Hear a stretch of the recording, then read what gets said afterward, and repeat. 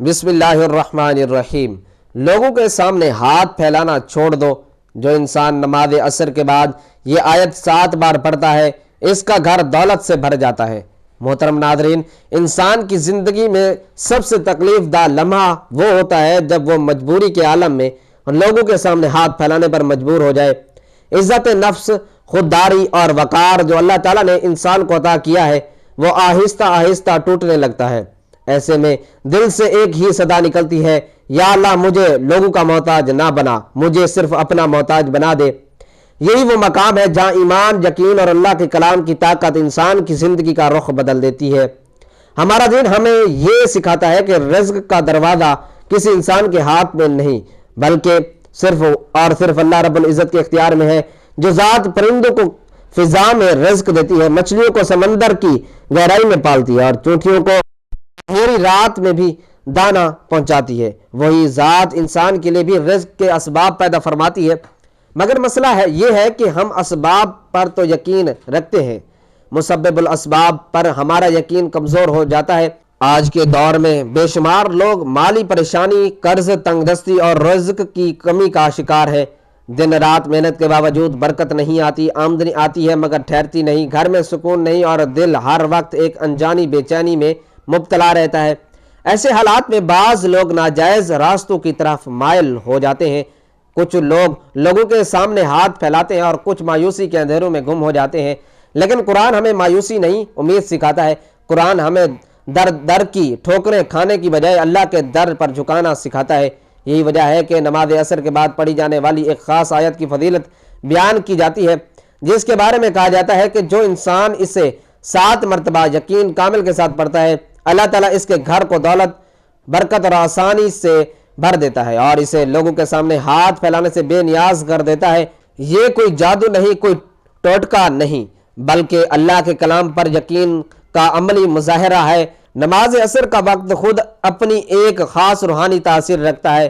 یہ وہ وقت ہے جب دن ڈھلنے لگتا ہے، مصروفیات کم ہو جاتی ہیں اور انسان کا دل نسبتاً سکون کی طرف آتا ہے۔ اسی وقت کی عبادت کے بارے میں حدیث میں بڑی تاکید ملتی ہے۔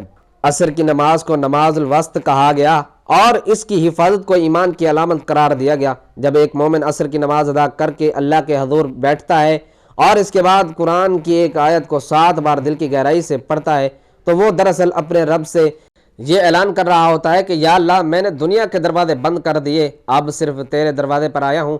یہ ویڈیو ان تمام لوگوں کے لیے ہے جو تھک چکے ہیں، جو قرض کے بوجھ تلے دبے ہوئے ہیں، جو حلال کماتے ہیں مگر برکت نہیں دیکھتے، جو ہر ماہ حساب لگاتے ہیں مگر آخر میں صفر ہی نکلتا ہے، اور جو دل ہی دل میں یہ دعا کرتے ہیں کہ کاش کوئی ایسا راستہ ہو جو ہمیں عزت کے ساتھ جینے کا سلیقہ سکھا دے۔ یہاں ہم نہ تو کسی کی غیر شرعی بات کی دعوت دے رہے ہیں، نہ ہی کسی مبالغہ آرائی کا سہارا لے رہے ہیں، بلکہ ہم آپ کو قرآن، نماز اور یقین کے اس تعلق کے ساتھ بلاتے ہیں جو صدیوں سے اہل ایمان کا سہارا رہا ہے۔ یہ وہ راستہ ہے جس پر چل کر حضرت ابراہیم علیہ السلام کو آگ ٹھنڈی محسوس ہوئی، حضرت موسیٰ علیہ السلام کے لیے سمندر راستہ بن گیا اور ہمارے نبی صلی اللہ علیہ وآلہ وسلم کے لیے غار ثور میں مدد نازل ہوئی۔ لوگوں کے سامنے ہاتھ پھیلانا چھوڑ دینا صرف ایک ظاہری عمل نہیں بلکہ یہ ایک روحانی انقلاب ہے۔ یہ تب ہی ممکن ہوتا ہے جب انسان کا دل اس یقین سے بھر جائے کہ میرا رزق کسی انسان کے پاس نہیں بلکہ اللہ کے خزانے لامحدود ہیں۔ جب یہ یقین پیدا ہو جاتا ہے تو پھر ایک آیت، ایک دعا، ایک سجدہ انسان کی زندگی بدل دیتا ہے۔ اس یوٹیوب چینل کا مقصد بھی یہی ہے کہ ہم آپ کو شور، مایوسی اور دنیاوی فریب سے نکال کر قرآن کے سائے میں لے آئیں۔ ہم چاہتے ہیں کہ آپ کا تعلق اللہ کے کلام سے جڑ جائے، آپ کی امیدیں مضبوط ہوں، آپ کا دل مطمئن ہو اور آپ کی زندگی میں وہ برکتیں آئیں جو صرف اللہ کے ذکر سے آتی ہیں۔ یہ چینل ان لوگوں کے لیے ہے جو وقتی حل نہیں بلکہ پائیدار سکون چاہتے ہیں، جو چاہتے ہیں کہ ان کا گھر دولت سے بھرے مگر حرام سے نہیں، دعا سے، جو چاہتے ہیں کہ ان کی عزت محفوظ رہے اور ان کا ہاتھ صرف اللہ کے سامنے اٹھے۔ آگے آنے والی مکمل ویڈیو میں ہم نہ صرف اس آیت کی روحانی حقیقت پر بات کریں گے بلکہ یہ بھی سمجھیں گے کہ قرآن کے ساتھ ہمارا تعلق کیسا ہونا چاہیے، یقین کیا ہوتا ہے اور کیسے چھوٹے جیسے عمل پر اللہ بڑے بڑے دروازے کھول دیتا ہے۔ اگر آپ واقعی چاہتے ہیں کہ لوگوں کے سامنے ہاتھ پھیلانے کا باب بند ہو جائے اور اللہ کے خزانے آپ کے لیے کھل جائیں تو اس پیغام کو دل سے سنیں۔ سمجھیں اور عمل کریں۔ یاد رکھیں، جب بندہ اللہ کے سامنے جھک جاتا ہے تو دنیا خود اس کے قدموں میں آ جاتی ہے۔ محترم ناظرین، جو انسان یہ آیت 7 بار پڑھے، اللہ پاک اس کو وہاں سے دولت اور رزق عطا کرتا ہے جہاں سے اس نے کبھی سوچا بھی نہ ہوتا۔ میری وہ بہن اور بھائی جس کے گھروں میں بہت زیادہ تنگ دستی ہے، گھر کے مالی حالات خراب ہیں، گھر میں رزق میں اتنی تنگی آ چکی ہے، گھر میں کہیں سے پیسہ نہیں آ رہا، جن کے ہاتھوں میں پیسہ نہیں ٹکتا، جیب پیسوں سے خالی ہے، اور جن کو بڑے سے بڑے پیسوں کا مسئلہ درپیش ہے اور وہ کہیں سے مدد مانگ رہے ہیں لیکن کہیں سے ان کا مسئلہ حل نہیں ہو رہا، تو وہ یہ وظیفہ کر لیں، انشاءاللہ ان کے تمام مسئلے حل ہو جائیں گے۔ ناظرین محترم، اللہ تعالیٰ نے انسان کو دنیا میں آزمائش کے لیے بھیجا ہے، اور ان آزمائشوں میں سے ایک آزمائش مال و دولت کی کمی اور غربت ہے، لیکن اسلام نے نہ صرف اس مسئلے کی حقیقت کو بیان کیا ہے بلکہ اس سے بچنے اور نجات پانے کے لیے بھی واضح اور مؤثر رہنمائی فراہم کی ہے۔ قرآن مجید اور احادیث نبویہ میں محتاجی سے بچنے کی کئی روحانی، عملی اور اخلاقی طریقے بیان کیے گئے ہیں جن پر عمل کر کے انسان دنیا میں بھی عزت کے ساتھ زندگی گزار سکتا ہے اور آخرت میں سرخرو ہو سکتا ہے۔ ہمارا آج کا عمل بھی غربت و تنگ دستی میں ہاتھ پھیلا کر مانگنے کی بجائے ایک آیت کو 7 بار پڑھنے کا وظیفہ ہے کہ جو اس آیت کو 7 بار پڑھ لیتا ہے، اللہ تعالیٰ اس کو کسی کا محتاج نہیں ہونے دیتا اور اللہ تعالیٰ کے دیے ہوئے پر شکر ادا کرتا ہے تو اللہ تعالیٰ اس کو مزید عطا فرماتا ہے، اور جو صبر سے کام لیتا ہے اور ان وظائف کو، ان اعمال کو اپنی زندگی کا حصہ بنا لیتا ہے تو اللہ تعالیٰ اس کی محتاجی کو دور کرتے ہوئے اس کی ہر خواہش کو پورا کر دیتا ہے۔ اس کو مال و دولت، رزق وافر مقدار عطا کرتا ہے، اس کو کسی کے آگے ہاتھ پھیلانے کی ضرورت نہیں پڑتی۔ ناظرین، تمام تعریفیں اور شکر اس ذات کا جس نے ہمیں ایک اور دن اپنی عبادت کے لیے عطا فرمایا۔ آج کے اس عظیم دن میں اللہ رب العزت کا فضل حاصل کرنے کے لیے اور اس کا شکر ادا کرنے کے لیے ساتھ اس کی عبادت میں مشغول رہنا چاہتے ہیں۔ اس کی عبادت کرنے کی کئی طریقے ہیں۔ انسان دل میں اللہ کا ذکر کر کے بھی اس کی عبادت کر سکتا ہے، زبان سے کلمات ادا کر کے بھی اس کی عبادت کر سکتا ہے، قرآن پڑھ کر بھی اس کی عبادت کر سکتا ہے، اللہ تعالیٰ کی مخلوق کی خدمت کر کے بھی اس کے فضل کا حقدار بن سکتا ہے، کیونکہ مخلوق خدا کی خدمت کرنا یا کسی بھوکے کو کھانا کھلانا یہ بھی عبادت میں شمار ہوتا ہے۔ تو اللہ تعالیٰ کی مخلوق کی خدمت، اس کے ذکر و اذکار، اس کے نام کی تسبیح کر کے اللہ تعالیٰ کا قرب حاصل کیا جائے تو ہمارا آج کا وظیفہ ایسے ہی ایک آیت کو نماز عصر کے بعد 7 بار پڑھنے کا عمل ہے، جس کا ورد کر کے اس کا فضل اور اس کا قرب حاصل کرنے کا بہت ہی بہترین وظیفہ ہے۔ اس آیت کو بتائی گئی ترتیب اور طریقے کے مطابق پڑھنے سے انسان کی تمام مالی تنگ دستی، رزق کے حوالے سے پریشانیاں، تمام مصیبتیں، غربت، دکھ، درد سب دور ہو جاتا ہے۔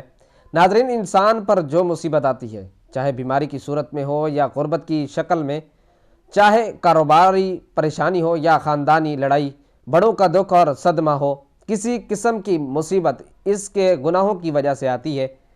اس لیے فوراً سچی توبہ کرتے ہوئے اللہ تعالیٰ سے ہمیں معافی مانگنی چاہیے، کیونکہ اللہ تعالیٰ توبہ کرنے والوں سے محبت کرتا ہے اور توبہ کرنے والوں کی پریشانی دور ہوتی ہے اور مصیبتوں کا ازالہ کر کے اسے حل کر دیتا ہے۔ ناظرین، انسان میں گناہوں اور غلطیوں کی جانب رغبت کا میلان موجود ہوتا ہے۔ انسان کو نفس گناہوں میں مبتلا کرنے کی کوشش کرتا رہتا ہے، جس میں سلیم الفطرت انسان کسی گناہ یا غلط کام کا ارتکاب کرتا ہے تو وہ یہ جان رہا ہوتا ہے کہ وہ غلط کام یا ظلم و زیادتی کر رہا ہے، وہ رسول اللہ صلی اللہ علیہ وآلہ وسلم کے طریقے کی مخالفت کر رہا ہے اور اللہ کے فرامین سے بغاوت کر کے اس کے قہر و غضب کو دعوت دے رہا ہے، یوں اپنی دنیا آخرت دونوں کو تباہ و برباد کرتا ہے۔ لیکن اس کے ساتھ شیطان کے وار خواہشات کا غلبہ، گناہوں کی عارضی لذت، دنیا کی چکا چوند، جھوٹی اور کھوکھلی عزت کا نشہ اس کو گناہوں کے ارتکاب کی طرف لے جاتا ہے۔ گناہوں کے ارتکاب کے وقت جب کبھی اس کا ضمیر گناہوں کو چھوڑنے کا کہتا ہے تو وہ یہ کہہ کر ضمیر کو خاموش کرا دیتا ہے کہ ابھی تو بڑی عمر پڑی ہے، میں ان قریب توبہ کر لوں گا، اور اسی طرح امیدوں اور خیالات سے دل کو بہلاوے میں رکھتا ہے اور گناہوں کی گہری دلدل میں دھنستا چلا جاتا ہے۔ در حقیقت گناہ انسان کے حق میں نہایت خطرناک ہے، اس سے دنیا اور آخرت دونوں برباد ہو جاتے ہیں اور گناہ کا اثر جسم میں زہر کی طرح سرایت کر جاتا ہے۔ ناظرین، حضرت آدم علیہ السلام کو جنت سے نکالے جانے اور ابلیس کے ملعون ہونے کی وجہ بھی یہی گناہ کی نحوستیں تھیں۔ قوم نوح اور عاد و سمود کو بھی گناہوں کی وجہ سے عذاب سے دوچار کیا گیا۔ گناہوں کے بے شمار برے نقصانات ہیں جو انسان کے ذہنی، جسمانی اور روحانی کردار پر بھی زائل ہوتے ہیں، اور اس میں بہت بڑا نقصان یہ ہے کہ گناہوں کے ارتکاب کی وجہ سے انسان نور الہی اور علم و عقل سے محروم ہو جاتا ہے۔ امام شافعی رحمۃ اللہ علیہ فرماتے ہیں کہ میں نے اپنے استاد سے کمزور حافظے کی شکایت کی تو انہوں نے مجھے ترک گناہ کی نصیحت فرمائی، اور آپ نے یہ بتایا کہ اللہ ایک نور ہے اور اللہ کا نور گناہگاروں کو نہیں دیا جاتا۔ ناظرین، گناہوں کا ایک اثر یہ بھی ہوتا ہے کہ انسان کی روزی اور رزق میں تنگی آ جاتی ہے۔ یاد رکھیں کہ حصول رزق اور فراخی خاموش کے لیے گناہ سے بہتر کوئی چیز نہیں، یعنی ترک گناہ سے بہتر۔ اللہ تعالیٰ فرماتا ہے کہ جو شخص اللہ سے ڈرتا ہے اور گناہوں سے باز آ جاتا ہے، اللہ اس کے لیے مشکلات سے بھی نکلنے کا راستہ پیدا کر دیتا ہے اور اسے ایسے رزق دے گا جہاں سے اس کا گمان بھی نہیں جاتا۔ انسان کے دل میں اللہ کی عظمت کم ہو جاتی ہے، تبھی تو انسان گناہ کرتا ہے۔ گناہ کرنے میں کوئی آر محسوس نہ کرے تو دل پر دھبا پڑ جاتا ہے اور مہر لگ جاتی ہے۔ جب انسان اللہ کو بھول جاتا ہے تو اللہ انہیں برباد کر دیتا ہے، ذلت اور رسوائی ان کا مقدر ہو جاتی ہے۔ ناظرین، اللہ بڑا بے نیاز ہے جبکہ بندہ ہر لمحہ اس کا محتاج ہے، پھر وہ اللہ کے ذکر سے کیسے غافل رہ سکتا ہے؟ اور اگر غافل رہتا ہے تو یقین کریں اپنی جان پر خود ظلم کرتا ہے، کیونکہ اللہ تو اپنے بندے پر کبھی ظلم نہیں کرتا بلکہ لوگ اپنی جانوں پر خود ظلم کرتے ہیں۔ اس کا حال ایسا ہوتا ہے جیسے اس کے پاس تلوار تو موجود ہو مگر زنگ آلود۔ گناہوں سے دل زنگ آلود اور مفلوج ہو جاتا ہے۔ نفس ہمارا برائی کا حکم دیتا ہے، وہ خواہشات اور گناہوں سے کبھی دلیر اور درندہ صفت بن جاتا ہے۔ جبکہ نفس مر جاتا ہے، ایسا شخص دنیا میں بھی اور برزخ میں بھی مر چکا، اور آخرت میں بھی اس کے لیے کوئی چیز نہیں۔ اگر وہ اللہ کو یاد کرتا ہے تو دل ساتھ نہیں دیتا، زبان ذکر کرتی ہے تو دل غافل ہو جاتا ہے۔ ہر آدمی جانتا ہے کہ اچھے یا برے عمل کا رد عمل بھی ضرور ہوتا ہے۔ دنیا میں پیش آنے والے حالات پر سب سے زیادہ اثر انداز ہونے والی چیز انسان کے اچھے یا برے اعمال ہی ہیں، جن کا براہ راست تعلق اللہ تعالیٰ کی خوشنودی اور ناراضگی سے ہے۔ کسی واقعے اور حادثے کے طبی اسباب جنہیں ہم دیکھتے، سنتے اور محسوس کرتے ہیں، وہ کسی اچھے یا برے واقعات کے لیے محض ظاہری سبب کے درجے میں ہے۔ سادہ لوگ حادثات، آفات کو صرف طبی اور ظاہری اسباب سے جوڑتے ہیں اور پھر اسی اعتبار سے ان کو حوادث سے بچاؤ کی تدابیر کرتے ہیں۔ اسلام کی روشنی میں بحیثیت مسلمان ہمیں یہ اعتقاد رکھنا ضروری ہے کہ یہ سب کچھ اللہ تعالیٰ کے حکم اور امر سے ہوتا ہے، جس کا عقل اور حواس خمسہ کے ذریعے ادراک کرنے سے ہم قاصر ہیں۔ وحی الہی اور انبیاء علیہ الصلوۃ والسلام کے ذریعے اللہ تعالیٰ نے جزا و سزا کا جو نظام سمجھایا وہ ہمیں غیبی نظام کے بارے میں آگاہ کرتا ہے۔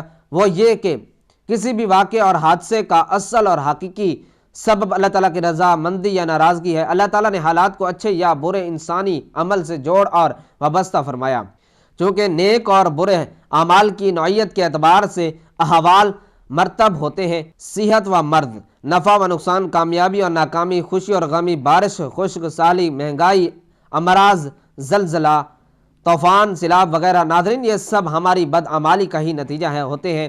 ان سب احوال کے ظاہری اسباب کچھ بھی ہوں مگر حقیقی اسباب ہمارے نیک اور بد اعمال ہوتے ہیں۔ ناظرین، اسی طرح کے خوفناک واقعات انفرادی ہوں یا اجتماعی، دراصل اللہ تعالیٰ کی طرف سے الارم اور تنبیہ ہوتے ہیں تاکہ انسان اپنے اعمال کا محاسبہ کرے اور کوئی اس کی غفلت دل کو جنبش دینے میں کامیاب ہو جائے۔ جب میں کہتا ہوں کہ اللہ تعالیٰ میرا حال دیکھ، اور حکم ہوتا ہے کہ اپنا اپنا نام اعمال دیکھ، دنیا میں پیش آنے والے اچھے یا برے واقعات سے حاصل ہونے والے انسانی تجربے بھی اسی پر شاہد ہے کہ ہمارے سارے لوگ اور قدموں پر اللہ تعالیٰ کی نافرمانی کی وجہ سے دنیا میں ہی مختلف قسم کے عذاب آئے۔ مثلا کوئی مسخ کیا گیا، کوئی زمین میں دھنسایا گیا، کوئی دریا میں غرق کیا گیا، کوئی طوفان کی نظر ہوا، اور ان تباہ شدہ عوام کی بستیوں کے کھنڈرات آج بھی اس حقیقت پر مبنی ہیں۔ اللہ تعالیٰ نے قرآن مجید اور حضور صلی اللہ علیہ وآلہ وسلم نے احادیث مبارکہ میں اعمال کی حسب نوعیت اس بات کو جیسی کرنی ویسی بھرنی کے مختلف پہلو اور طریقوں سے بیان فرمایا۔ امت کو بدعمالیوں کے برے نتائج سے آگاہ فرما کر اصلاح کا حکم دیا۔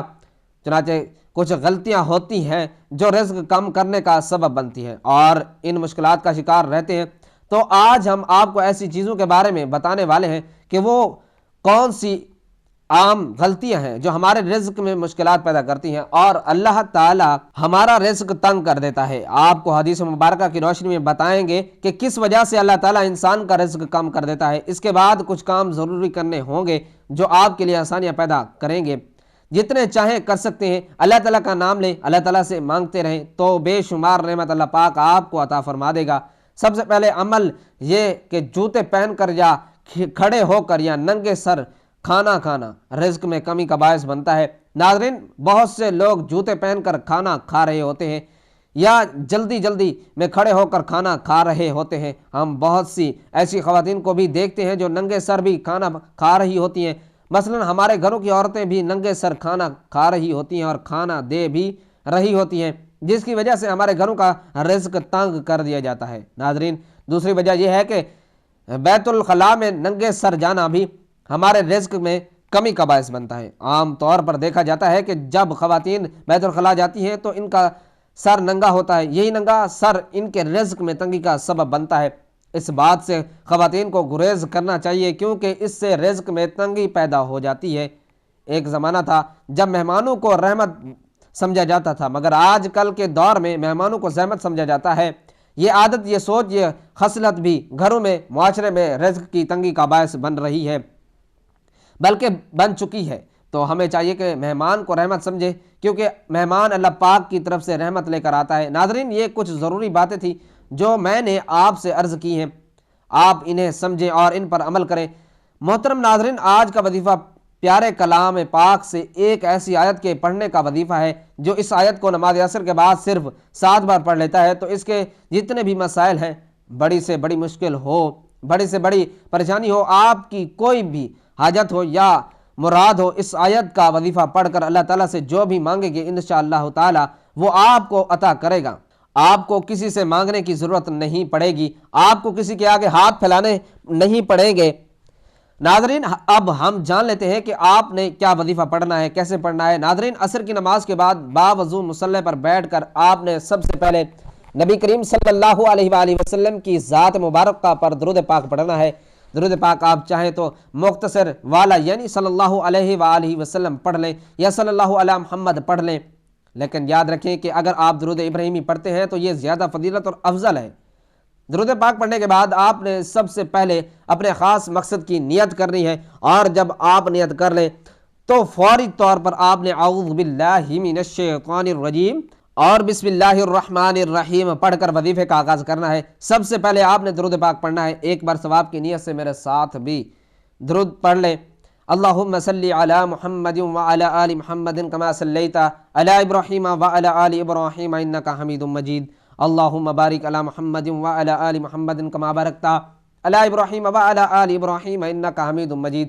درود پاک پڑھنے کے بعد نماز عصر کے بعد یہ خاص آیت، یہ حضور نبی پاک صلی اللہ علیہ وآلہ وسلم کے روضہ رسول کی جالیوں پر لکھی ہوئی ہے، اور یہ اللہ تبارک و تعالیٰ کی پسندیدہ آیت ہے۔ اس آیت کو پڑھ کر جو بھی اللہ پاک سے مانگا جائے وہ مل جاتا ہے۔ آپ نے 7 مرتبہ قرآن پاک کی یہ آیت لا الہ الا اللہ المالک الحق المبین، لا الہ الا اللہ المالک الحق المبین، اس آیت کو آپ نے 7 مرتبہ پڑھنا ہے۔ 7 مرتبہ اس آیت کو پڑھنے کے بعد آپ نے 21 مرتبہ یہ خاص تسبیح سبحان اللہ و بحمدہ سبحان اللہ العظیم، جو یہ خاص کلمہ ہے، یہ اللہ تبارک و تعالیٰ کی بہت زیادہ پسندیدہ کلمہ ہے، اور یہ زبان پر ہلکے ہیں لیکن ترازو میں بہت زیادہ بھاری ہیں۔ ان کلموں کو پڑھ کر جو بھی اللہ پاک سے مانگا جائے گا وہ مل جاتا ہے۔ تو آپ نے 21 مرتبہ سبحان اللہ و بحمدہ سبحان اللہ العظیم پڑھنا ہے۔ 21 مرتبہ یہ تسبیح پڑھنے کے بعد آپ نے 11 مرتبہ سورۃ العصر کی تلاوت کرنی ہے۔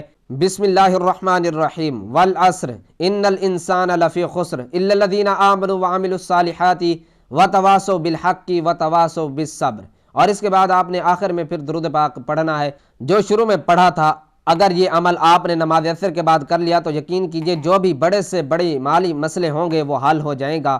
اللہ پاک آپ کے گھر میں غیبی بارش عطا کر دے گا، اور وہاں سے رزق ملے گا جہاں سے آپ نے کبھی سوچا نہیں ہوگا۔ توجہ اور دھیان اور دل میں اپنے گناہوں پر ملامت کرتے ہوئے، سچی توبہ کرتے ہوئے استغفار پڑھنا ہے تاکہ اللہ تعالیٰ آپ کے گناہوں کو معاف فرما کر آپ پر نظر کرم فرمائے اور آپ کے رزق کی پریشانیاں مال و دولت کی تنگی کو دور فرمائے، تاکہ آپ کو کسی کے سامنے ہاتھ پھیلانے کی ضرورت نہ پڑے، نہ کسی سے ادھار مانگنے کی ضرورت پڑے۔ بندوں کے سامنے رسوا ہونے سے بہتر ہے اللہ تعالیٰ کی تسبیح بیان کی جائے، اس کو راضی کیا جائے، کیونکہ جب اللہ تعالیٰ بندے سے راضی ہو جاتا ہے تو اس کو وہ سب کچھ عطا کرتا ہے جس کی وہ خواہش رکھتا ہے۔ تو آپ نے اپنے وظیفے کو اپنے گناہوں اور غلطیوں کو کوتاہیوں کی وجہ سے ضائع نہیں کرنا، آخر میں استغفار کا ذکر لازمی کرنا ہے، پھر اللہ تعالیٰ نے سے اپنے مقاصد، اپنی خواہشات، اپنی مراد کے لیے رو رو کر گڑ گڑا کر دعا مانگنی ہے۔ انشاءاللہ اس عمل، اس وظیفے سے اللہ آپ کو سب کچھ عطا فرمائیں گے، کیونکہ جب اللہ تعالیٰ کو اس کے کلام پاک کی آیت کو اس کے ایک خاص تعداد میں پڑھا جاتا ہے، یا جب اس کا ذکر اور تسبیح کی جاتی ہے، تو اللہ تعالیٰ اس پڑھنے والے بندے کی طرف متوجہ ہوتا ہے اور فرشتوں کو حکم دیتا ہے کہ میرے اس بندے کی تمام جائز خواہشات کو پورا کر دو۔ فرشتے اللہ تعالیٰ کے حکم سے اس کے تمام پریشانیاں دور کر دیتے ہیں اور اس کے لیے آسانیاں پیدا کر دیتے ہیں۔ اس کو وافر مقدار میں رزق عطا کیا جاتا ہے اور اس کی نسلوں کو بھی رنگ دیا جاتا ہے۔ ناظرین، رزق کی کنجی کسی انسان، کسی نوکری، کسی کاروبار یا کسی سفارش کے ہاتھ میں نہیں، بلکہ صرف اور صرف اللہ رب العزت کے اختیار میں ہے۔ جب بندہ نماز عصر کے بعد عاجزی، یقین اور مکمل توکل کے ساتھ اللہ کے کلام کو 7 مرتبہ پڑھتا ہے، تو وہ دراصل اپنے رب سے یہ وعدہ کرتا ہے کہ اب اس کا سہارا صرف وہی ذات ہوگی جو سب کو دینے والی ہے۔ یہی یقین انسان کو لوگوں کے سامنے ہاتھ پھیلانے سے بچاتا ہے اور عزت، سکون اور برکت کے دروازے کھول دیتا ہے۔ اگر ہم واقعی چاہتے ہیں کہ ہمارے گھروں میں تنگی کے بجائے آسانی آئے، محتاجی کی بجائے خودداری ہو اور بے برکتی کی بجائے خیر خواہی ہو، تو ہمیں قرآن کے ساتھ اپنا تعلق مضبوط کرنا ہوگا۔ اللہ کے در پر جھک جائیں، دل سے مانگیں، مستقل مزاجی سے اختیار کریں، پھر دیکھیں کیسے وہ ذات اپنے خزانوں سے نوازتی ہے، کیونکہ جس گھر میں اللہ کا ذکر بس جاتا ہے وہاں کبھی فکر نہیں ٹھہرتا، اور جس دل میں اللہ پر یقین جاگ جائے، اس دنیا کی کسی دہلیز پر جھکنے کی ضرورت نہیں رہتی۔ آخر میں میری اللہ تبارک و تعالیٰ سے دعا ہے کہ اے اللہ رب العزت، اے ساری کائنات کے شہنشاہ، اے ساری مخلوق کو پالنے والے، اے زندگی موت کا فیصلہ کرنے والے، اے آسمانوں اور زمینوں کے مالک، اے پہاڑوں اور سمندروں کے مالک، اے انسانوں اور جناتوں کے معبود، اے عرش اعظم کے مالک، اے فرشتوں کے معبود، اے عزت اور ذلت کے مالک، اے بیماروں کو شفا دینے والے، اے بادشاہوں کے بادشاہ، اے اللہ ہم تیرے گناہ گار بندے ہیں، تیرے خطا کار بندے ہیں، ہمارے گناہوں کو معاف فرما، ہماری خطاؤں کو معاف فرما۔ اے اللہ ہم اپنے اگلے پچھلے صغیرہ کبیرہ سبھی گناہوں، خطاؤں اور نافرمانیوں کی معافی مانگتے ہیں۔ اے اللہ رب العزت، ہم اپنے گناہوں سے توبہ کرتے ہیں، ہماری توبہ قبول فرما۔ اے اللہ ہم گناہ گار ہیں، سیاہ کار ہیں، بدکار ہیں، تیرے احکام کے نافرمان ہیں، ناشکر ہیں، لیکن میرے معبود تیرے نام لیوا بندے ہیں، تیری توحید کی گواہی دیتے ہیں، تیرے سوا کوئی عبادت کے لائق نہیں، تیرے سوا کوئی بندگی کے لائق نہیں، تیرے سوا کوئی تعریف کے لائق نہیں ہے۔ میرے معبود ہمارے گناہ تیری رحمت سے بڑے نہیں ہیں، تو اپنی رحمت سے ہمارے گناہ معاف کر۔ اے اللہ پاک ہمیں گمراہی کے راستے سے ہٹا کر صراط مستقیم کے راستے پر چلنے والا بنا دے۔ اے اللہ ایسی نمازیں پڑھنے کی توفیق عطا کر جس نماز سے تو راضی ہو جائے، زندگی میں ایسے نیک اعمال کرنے کی توفیق عطا کر جن اعمالوں سے تو راضی ہو جائے، ہمیں ایسی زندگی گزارنے کی توفیق عطا کر جس زندگی سے تو راضی ہو جائے، ایمان پہ زندہ رکھ اور ایمان پہ ہی موت عطا کر۔ اے اللہ ہمیں تیرے احکام کی فرما برداری کرنے والا بنا دے اور تیرے پیارے حبیب جناب محمد رسول اللہ صلی اللہ علیہ وآلہ وسلم کے نیک اور پاکیزہ آداب کو اپنانے والا بنا دے۔ اے اللہ ہماری پریشانیوں کو دور کر دے۔ اے اللہ جو بیمار ہیں انہیں شفا کاملہ عاجلہ عطا فرما۔ اے اللہ جو بے اولاد ہیں انہیں اپنے خزانوں میں سے نیک اور صالح اولاد عطا فرما۔ اے اللہ جن کے جو کام رکے ہوئے ہیں وہ پورے کر دے۔ اے اللہ بچھڑے ہوئوں کو ملا دے۔ اے اللہ شادی شدہ جوڑوں میں محبت اور خلوص پیدا کر دے اور ان کی زندگیوں میں برکت ڈال دے۔ اے اللہ تمام لڑکے اور لڑکیوں کے نصیب اچھے کر دے۔ اے اللہ جو قرض کے بوجھ تلے دبے ہوئے ہیں ان کا قرض جلد سے جلد ادا کروا دے۔ اے اللہ رب العزت شیطان سے ہماری حفاظت فرما۔ اے اللہ حلال رزق کو کمانے کی توفیق عطا فرما۔ دعا ہے کہ اللہ تعالیٰ میرا سنانا اور آپ کا سننا اپنی پاک بارگاہ الہی میں قبول و منظور فرمائے، آمین۔ ناظرین، اپنے رزق میں برکت و وسعت اور کشادگی کے لیے اللہ تعالیٰ کے 99 ناموں میں سے کوئی ایک نام لکھ کر کمنٹ سیکشن میں ضرور شیئر کریں۔ اللہ تعالیٰ ہم سب کا حامی و ناصر ہو، آمین۔ جزاک اللہ۔